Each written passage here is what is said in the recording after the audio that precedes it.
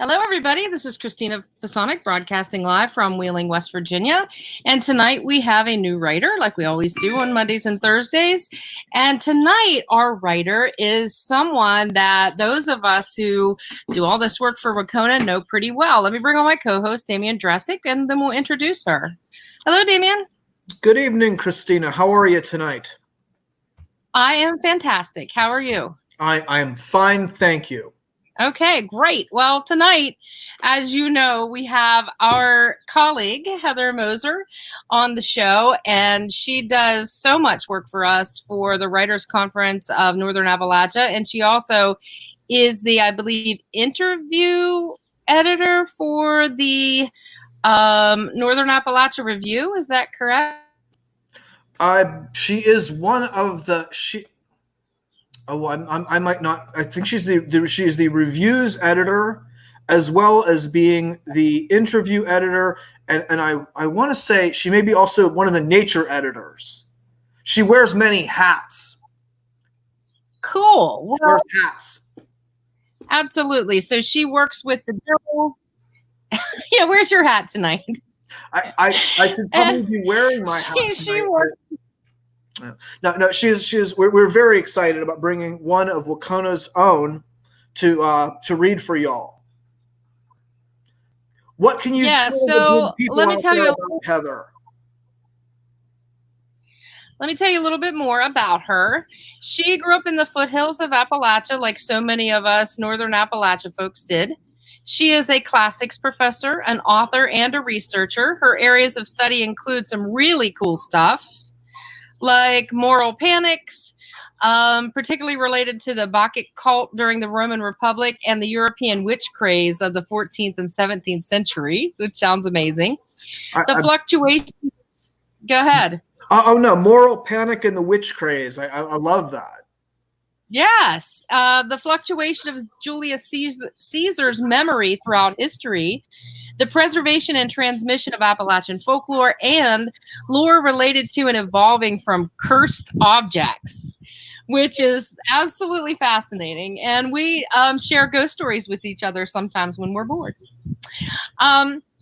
So, as we said, Heather is an active member of the Writers' Conference and also a member of the editorial board for the Journal.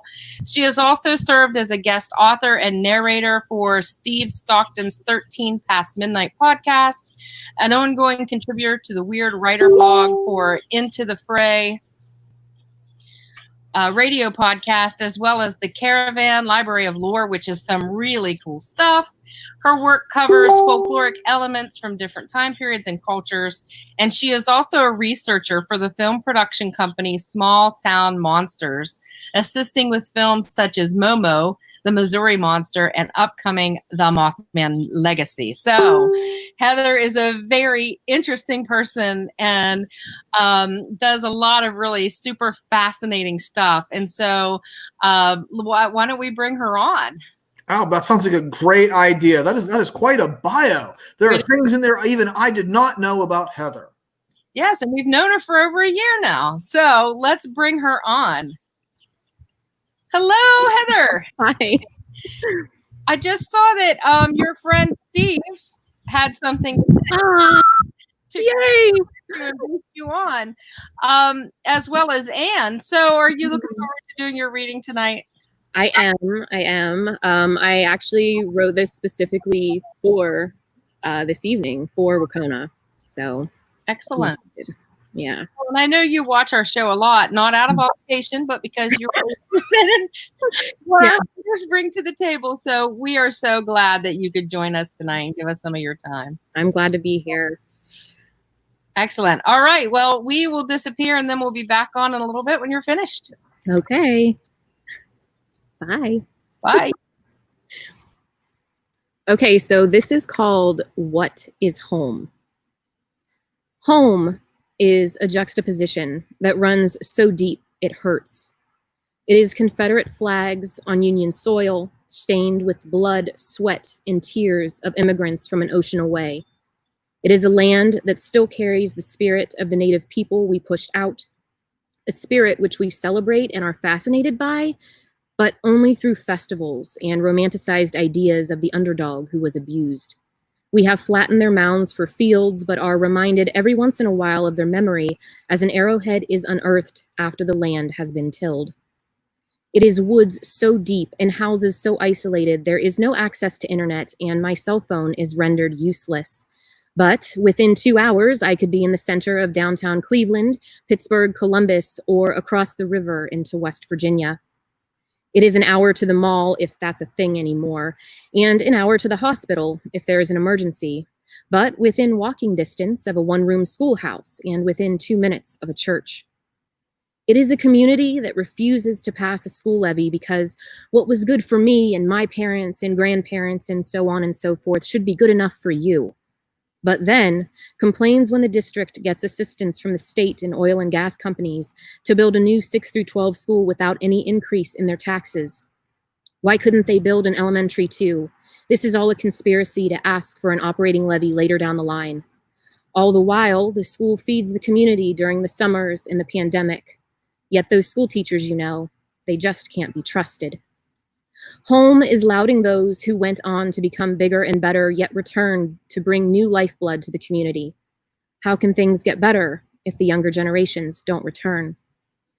It is guilt and shame for not believing in a particular faith, but utmost reverence in folk wisdom and tending to the earth. It is a distrust of outsiders, but a pull to travel and meet new faces. It is anger and frustration. It is a desire to run away and never come back because I am so disgusted with how backward everyone is at home that I wouldn't want to live there again. As soon as I can, I move away. But above all the frustrating and painful juxtapositions jockeying in my mind, it is home in every good sense of the word. It is a place filled with people who are loving and caring and have worked hard all their lives. It is camaraderie against those who are hateful because we are tired of having an isolated world. It is an acknowledgement that we know better and can do better, and that I can be a part of that. Home is where my ancestors lived and loved. It is where I walked next door to my grandma's every day and explored the woods with my brother. It's where I drove his four-wheeler into the creek because he hadn't shown me how to brake yet before he let me hit the gas. Thankfully, the neighbor had a tractor and a chain to pull it out. Sorry again, Gary. It is where everyone knows me and my parents and grandparents and have stories and secrets about all of them. Some they will gladly share, and others I will never know. It is a comfort in knowing that someone knows and cares. There is no such thing as anonymity at home. It is stories from Grandpa about the pranks he pulled and memories told by my great aunt about that same orniness that ran through her father, who died long before I was born. Home is hearing stories about when my grandma bought a Ouija board that was used only once before my aunt had it burned out of fear that a portal would be opened. It is stories of an old farmhouse being haunted by a ghost named Elizabeth. It is hearing stories from others about my chatty, good-natured grandfather, whom I only knew to be quiet and strict. It is long abandoned family cemeteries nestled in the woods, poison ivy-covered headstones broken and all but forgotten, begging to be saved before they are altogether gone from memory and swallowed by the ground. It is a desire to learn about those heavily worn carven names just barely visible under thick lichen, their memory being preserved only by the granite which has been exposed to the elements for nearly 200 years. It is waiting all summer for the county fair with excitement and trepidation because that simultaneously meant I could see my friends for the first time since May, but also that there were only a few weeks left before school started up again. It's lightning bugs in jars and fireworks on the 4th. It's being raised on country music, but understanding the feeling behind the gravelly tone that carries in the voices echoed through rock music.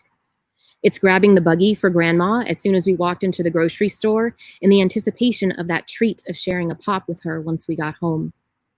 It is whoosh and poosh and being told that makes me sound uneducated if I utter that pronunciation outside of my county. It is stubbornness and sass and not putting up with anyone's shit, especially if I feel there is dishonesty in the mix. It is being told before going anywhere as a child to not act like a heathen, even though I didn't know what that meant at the time. But what I did know was that if I played my cards right, I would get a sprinkled donut at the bakery, or maybe a hot dog outside of Super Duper anyway. Home is my dad tucking me in at night after reading me a bedtime story, promising me that he will always protect me no matter what. It is my mom loving me through those difficult teenage years as she showed me compassion that I could never understand until I became a mother myself. It is understanding that those who throw slurs our way have not lived here and have not endured our troubles. It is likewise an understanding that I cannot speak to the suffering of others because, like I do not know them, they cannot know me, and therefore I can only love and respect. I cannot and will not judge.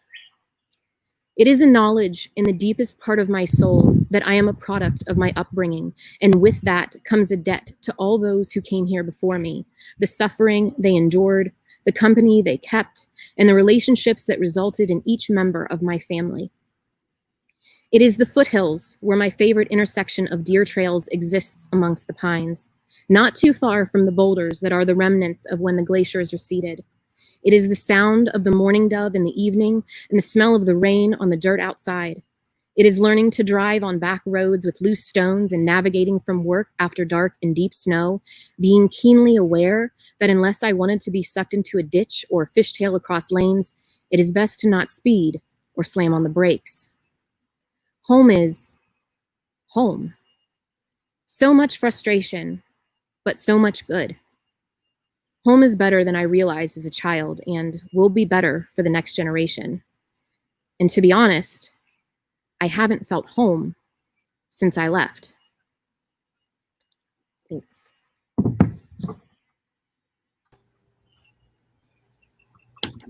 Thank you. I love it. Yay. Wonderful. I just wanted to say that I too have wrecked an all-terrain vehicle in the creek before. Yeah. Once a go-kart, a mini bike. I have an excuse for that.